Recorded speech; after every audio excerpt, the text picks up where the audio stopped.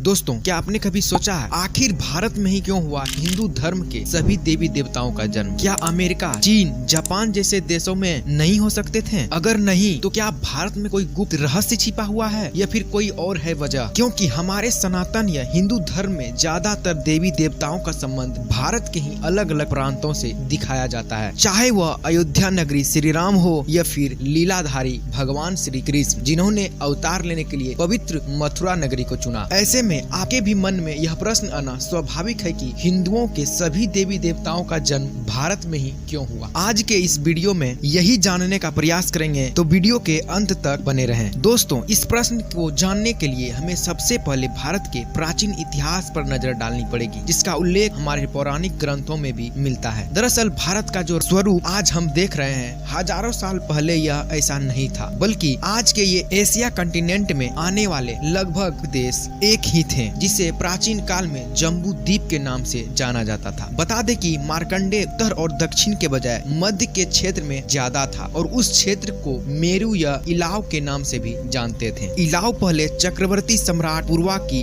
माँ का नाम था। इलाव के ही केंद्र में पहाड़ों का राजा सुनहरे मेरू पर्वत था। मेरू पर्वत के ही शिखर पर भगवान ब्रह्मा का विशाल नगर थे, जो ब्रह्मापुरी के नाम से विख्यात थे। ब्रह्मापुरी के आसपास 8 और भी शहरें थे। और भारत को लेकर प्रचलित बात यह भी है कि पूर्व वंश के राजा दुष्यंत और शकुंतला के पुत्र भरत के ही नाम पर हमारे देश का नाम भारत पड़ा, और तब का भारत अखंड भारत था, जिसका भौगोलिक क्षेत्र बहुत बड़ा था। यही अखंड भारत आर्यवर्त के भी नाम से प्रसिद्ध था। ऐसा नहीं है कि हिंदू मंदिर सिर्फ भारत में ही देखने को मिलते हैं। दुनिया के कई देश हैं जहां प्राचीन मंदिर के प्रमाण मिलते हैं, और कई देश तो ऐसे भी हैं कि आज भी वह सनातन रीति रिवाज को मानते हैं, जैसे कि थाईलैंड। वहाँ के लोग आज भी यह मानते हैं कि थाईलैंड के राजा भगवान विष्णु के ही अवतार थे, जिसका सम्मान आज भी वे लोग अपना राष्ट्रीय प्रतीक गरुड़ रखकर किया है। ऐसा ही एक इंडोनेशिया के जावा में प्रबनन मंदिर है। यह जावा का विशाल हिंदू मंदिर में से एक है, जो खास तौर पर ब्रह्मा